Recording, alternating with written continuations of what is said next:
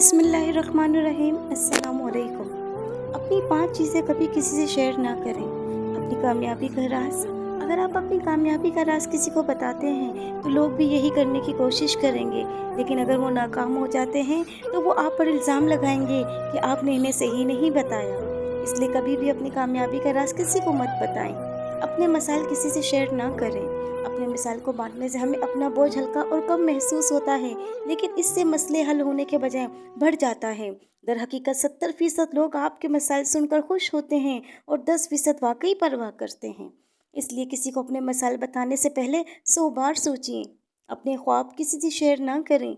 अगर आपने ज़िंदगी में अपने अहदाफ और ख्वाब पहले ही तय कर लिए हैं तो सबसे बेहतर यह है कि आप उसे अपने तक ही महदूद रखिए, क्योंकि इनको शेयर करने से आपके नुक्ता नज़र और आपके मकसद पर असर पड़ सकता है और आप इस पर उलझ सकते हैं। हमेशा याद रखिए कि हम दूसरों से एक जैसा मशवरा या राय हासिल नहीं कर सकते, क्योंकि हर आदमी का नुक्ता नज़र एक दूसरे से मुख्तलिफ होता है। आप कितना कमाते हैं कभी किसी से शेयर ना करें। आपकी आमदनी यकीनी तौर पर ऐसी चीज़ है जिससे दूसरों को वाकिफ़ नहीं होना चाहिए। अपने ख़ानदानी मसाइल किसी से शेयर ना करें। कोई भी ख़ानदान ऐसा नहीं है जिसमें मसाइल ना हो।